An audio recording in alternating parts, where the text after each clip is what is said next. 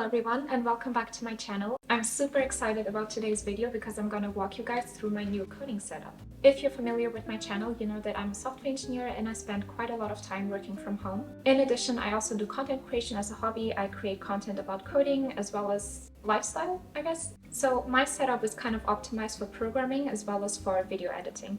While there's certainly nothing wrong with appreciating or wanting a nice setup, it is not something that you actually need to produce quality work or to get started with coding. Building a setup is kind of a journey and there's no need to feel pressure to purchase any equipment because ultimately what matters is your skill and your discipline and the work that you actually produce. It's not the hardware or the nice to haves. Personally, I started my coding journey on a kitchen table with a laptop, a very old one. If I can do it, you can do it too.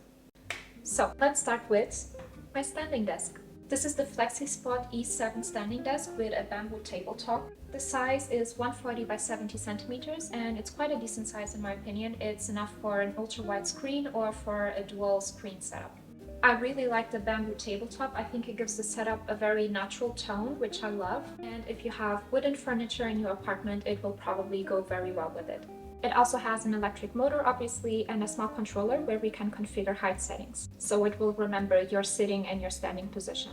Now let's talk about the most expensive item of this setup, my MacBook. I usually have my MacBook here in the corner. I don't tend to use the screen as much because I have an ultra-wide monitor, which we will discuss next. But it is still practical sometimes to have the extra screen, so I am considering getting a MacBook stand for it. I got a 14-inch MacBook Pro with the M2 Pro chip. It's a 12-core CPU, 19-core GPU, and it has 16 gigabytes of unified memory. And I got the version with 1 terabyte of SSD storage.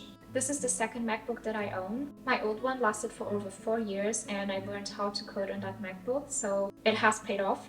The issue with my old MacBook is that it only had 8 gigabytes of memory and it used to crash so much when I was editing videos, especially when I was trying to export them. So I decided it was time to upgrade. Please make sure to like and subscribe.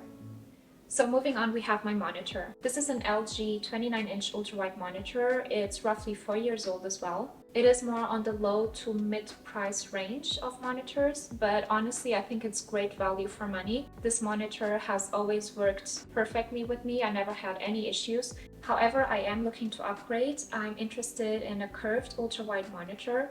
My dream monitor is this 4K ultrawide Dell, but it's just so expensive. Like, I cannot bring myself to spend that kind of money on a monitor. I personally prefer a ultra-wide setup over a dual monitor setup because there's simply no center of attention when you have 2 monitors in front of you. So I guess for me it has to be either 1 big screen or 3 smaller ones.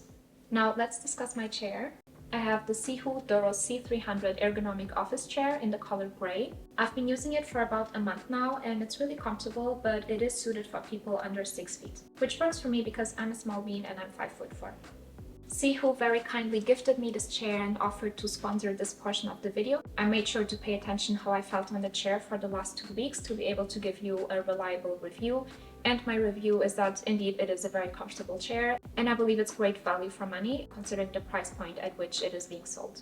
It has self-adaptive lumbar and back support, meaning that there's no gap between your back and the seat, whether you're sitting upright or reclining, and this kind of helps prevent strain and fatigue on your back.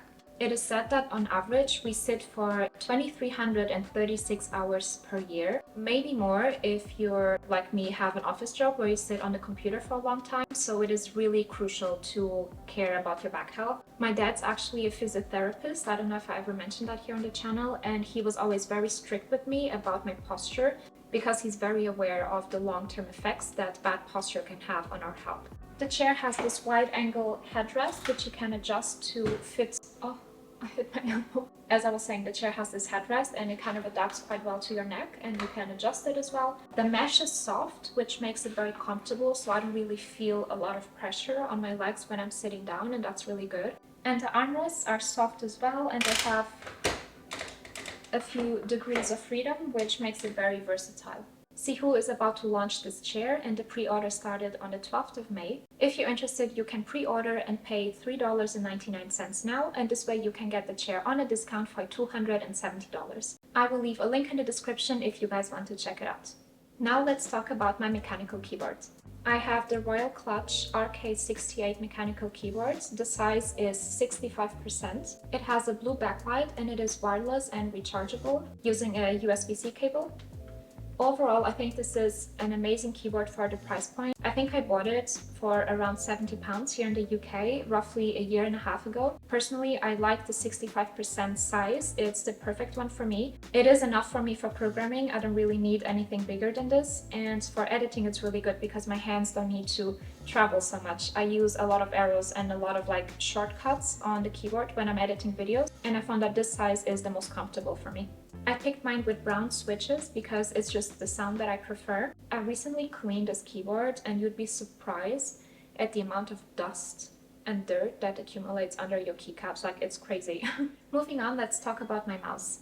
I have the Logitech MX Anywhere 3S.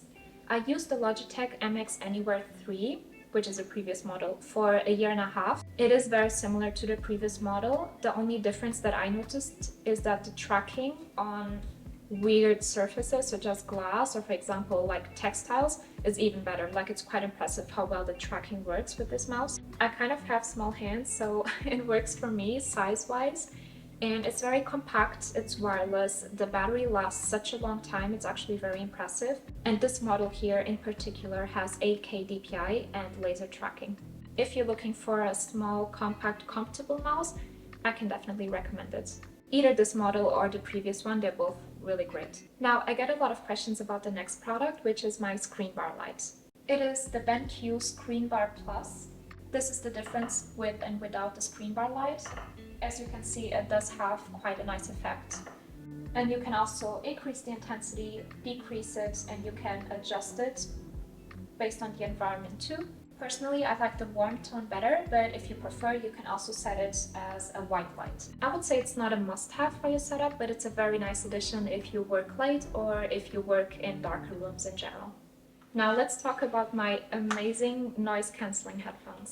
These are the Sony WH-1000XM4. They're noise-cancelling headphones and I got them in the color silver. It is said that these are one of the best noise-cancelling headphones in the market, and I believe it. I used to get headaches from the noise-cancelling effect, but somehow I think my body got used to it and now I don't anymore, which is great. A common issue for people that wear glasses, such as me, is that the headsets usually hurt us if we have them on for too long, and this pair is really good in that regard. I noticed that I can wear them for, I would say, up to 4 hours without getting sore ears, which is a thing. I do feel some discomfort after that amount of time. However, I can wear them for much longer than I used to be able to wear other headsets. So if you wear glasses, these are a good option. I also have a nice little headset stand. This stand is by Newbie and I got it on Amazon for £7. It's quite affordable. My desk mat is also from Amazon, but I'm actually using it on the reverse side. This is the actual side you're supposed to use. I might have eaten some snacks on my desk and now I have some food stains on my mat. Luckily, because this mouse has such great tracking, it still works on the surface. I have this little aesthetic corner on my setup. I think it looks very nice. This lamp is from IKEA and I think it has a very retro industrial vibe to it, which I like. This basket is from IKEA as well. This plant is obviously fake and I got it on Amazon. And this coffee table book over here is my little pride and joy. It is a geeky math book. It's actually quite interesting. It talks about the history of mathematics and the discoveries that different mathematicians did. It's more of a decor book, but I actually read some of it and it's pretty cool, honestly, and I think it gives the desk just a nice nerdy touch. Math was always one of my favorite subjects in school. I have a Google Play Mini, Google Home Mini, something like that, like a Google speaker here as well. These two shelves over here are also very recent additions to my setup. I believe the hanging plants give the setup a very nice natural touch, which is exactly what I wanted. I have these two little plants from my previous setup and I just put them on display on the shelves. I also have Viki. So as you know, Viki is a staple on my setup. I've had her for a very long time. She is a cat lamp. I got her on Amazon many years ago. I'm not sure what she's made of, but she's very squishy. And she's my emotional support animal and sometimes my rubber duck debugger. And now she lives on my shelf. Now there's one more thing that I wanted to add to my setup, and it's this Github neon light. The thing is, I'm not entirely sure if it goes with the vibe. Initially, I thought I could put it in between the shelves. I don't know, something like this. I'm not sure. I would love to know your suggestions. Let me know what you think. So this concludes my setup tour. Please let me know what you think in the comments. I'm really excited to hear your opinion, and if you have any ideas on where to put the Github neon light, I would love to hear them too. Thank you to Sihoo for sponsoring a portion of this video, and thank you so much to every single one of you for watching my videos and supporting my channel. It really does mean the world to me, and I appreciate you all. I will see you in my next video. Bye!